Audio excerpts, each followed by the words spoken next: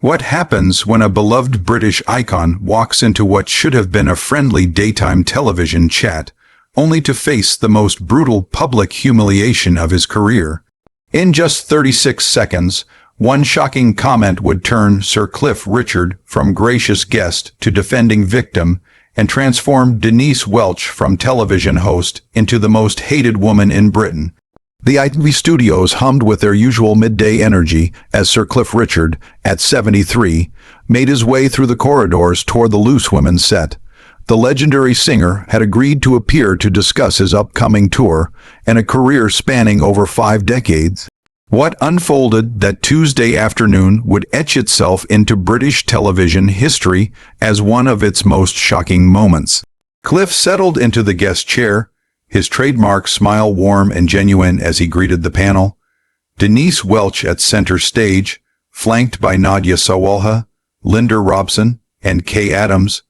The atmosphere should have been welcoming, celebratory.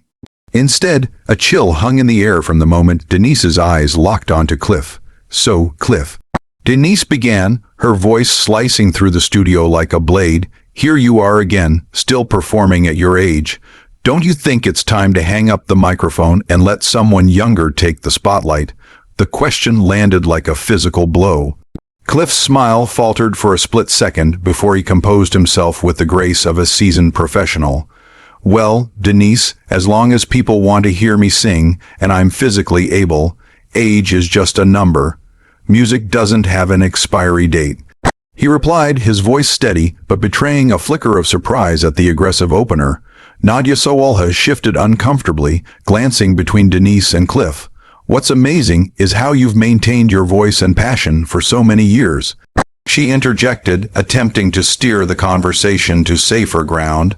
But Denise pressed on, leaning forward with a hardened expression. "That's all very romantic, Nadia, but let's be honest. Cliff, your last few albums have been commercial disasters. The charts are dominated by artists who weren't even born when you started. Isn't this just about ego at this point?" The studio fell silent. Linda Robson's mouth dropped open. Kay Adams fidgeted, clearly uneasy. Cliff straightened in his chair, decades of media training kicking in. "I'm sorry, Denise, but I disagree.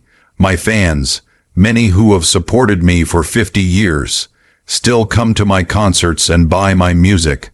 I'm not sure what commercial disasters you're referring to." "Oh, come on," Denise shot back, her voice rising. "Your last album barely cracked the top 50. You're living in the past, clinging to glory days that frankly weren't that glorious." The audience murmured, some gasping at the audacity. Cliff's face flushed slightly, but he remained controlled. "Denise, I came here to talk about my tour and connect with viewers who have supported me. I'm not sure why you're choosing to attack me personally." "Attack you?" Denise laughed, devoid of humor. "I'm asking what everyone's thinking. When you look in the mirror, do you see a relevant artist or an old man desperately chasing something long gone?" Nadia couldn't stay silent. "Denise, you're being incredibly unfair. Sir Cliff is a legend who's brought joy to millions across generations." "Oh, please, Nadia," Denise snapped, turning on her colleague. "Just because someone's old doesn't make them a legend. Half the people watching probably don't even know who he is." Cliff's composure wavered, not from anger but disbelief. "In all my years of television, I've never been spoken to like this. I'm not sure what I've done to deserve this hostility." "Hostility?" Denise's voice grew louder. "This is honest journalism, Cliff. Maybe you're not used to it because everyone fawns over you." Linda Robson finally spoke. "Denise, let's move on to the tour dates. Viewers would love to hear about that." But Denise was unrelenting. "What bothers me about performers like you, Cliff, is you take up space that could go to new talent. You've had your time. Why not exit gracefully and let fresh voices be heard?" The words hung like poison. Cliff sat back, pale, the man who'd entertained millions looking genuinely hurt. "Every artist deserves basic respect, regardless of age or career stage," he said quietly. "I've never tried to block anyone's path." Kay Adams tried to pivot. "Sir Cliff, perhaps we could discuss your charitable work. You've raised millions for causes over the years." Oh, the charity angle, Denise interrupted. Another way to stay relevant, isn't it? Public generosity to keep your name in the papers when the music fails. That was the breaking point. The audience erupted. Gasps, exclamations, one shout of "That's disgusting." Cliff leaned forward, voice shaking. Are you suggesting helping sick children is a publicity stunt? Do you know how offensive that is? Nadia turned on Denise, furious. You've gone too far. Sir Cliff has helped countless people. How dare you question his motives? I'll question what I like. Denise retorted, this is my show. If Cliff can't handle hard questions, he shouldn't be here. Hard questions. Linda's calm shattered. This is cruel, Denise. You're being vile to a guest who came in good faith. Denise whipped around. Don't tell me how to do my job, Linda. I'm not here to stroke egos or toss softball questions at has-beens. The word has-been hit Cliff like a punch. He recoiled, momentarily speechless. Kay Adams stood, unprecedented for a live broadcast. Denise, I cannot watch you humiliate a guest like this. Sir Cliff, I'm deeply sorry. Sit down, Kay, Denise commanded. Don't apologize for me doing what real journalists should. Cliff found his voice, steel in it now. Real journalists ask probing questions, not personal attacks. They don't mock charity work or destroy dignity for entertainment. The audience applauded, growing louder. Denise raised her voice over it, playing the victim now, the great Sir Cliff Richard, begging for sympathy from a daytime audience. Cliff stood, rising with quiet dignity. The studio fell silent.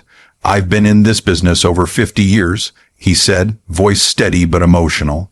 I've faced tough journalists and scrutiny that would break most, but I've never been treated with such unprofessional cruelty. Denise tried to interrupt, but Cliff raised a hand. You've questioned my relevance, mocked my age, dismissed my music, and worst of all, suggested my charity is a stunt. You've shown contempt for me and my fans. Nadia had tears in her eyes. Linda nodded. Kay stood defiantly. Cliff continued, I came to share joy about my tour to connect with viewers. Instead, I'm defending my right to exist as an artist. Denise's voice faltered. Finished with your speech. Cliff met her gaze. What saddens me most is a young artist might see this and think cruelty is acceptable in this industry. The audience roared, some standing. Producers scrambled in the control room. Denise rattled, snapped, if you're so upset, stick to your fan clubs where everyone adores you. Cliff's voice softened, you're not just attacking me, Denise. You're dismissing everyone who finds joy in my music. Their memories, their experiences. Nadia faced the cameras. This does not represent our show.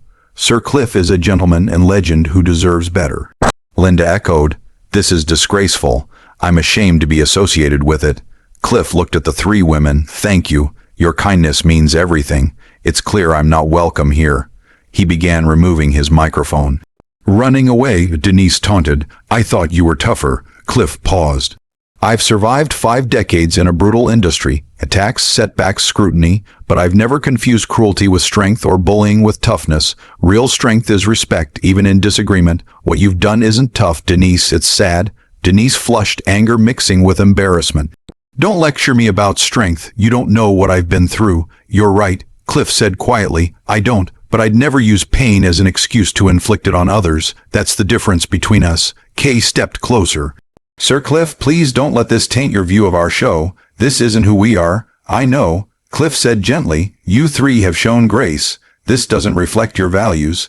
Linda was crying. I'm so sorry, Sir Cliff. You deserve better. Someone shouted, we love you, Cliff. Denise, desperate, made a final jab. When I'm forgotten, it'll be because I stood for something real, not lightweight pop songs that meant nothing. The audience exploded, shouts, accusations. Cliff's face showed pity, not anger. Denise, I feel sorry for you. Living with that bitterness must be exhausting. Nadia stood beside Cliff. Please accept my apology, and that of everyone who believes in dignity. Of course, Cliff said. The audience roared again. Denise sat isolated, humiliated. Cliff waved gently to the crowd, hand over heart. To everyone at home, kindness costs nothing but is worth everything. Don't let anyone convince you cruelty is strength. He walked off to a standing ovation. The panelists joined, faces torn between admiration and shame. Kay broke the silence as cameras cut to commercial. We'll discuss treating each other with respect when we return. Denise sat alone, head in hands, beside Cliff's empty chair, a monument to dignity. The man who entered as an entertainer left as a symbol of grace under pressure, proving real strength lifts others up, not tears them down.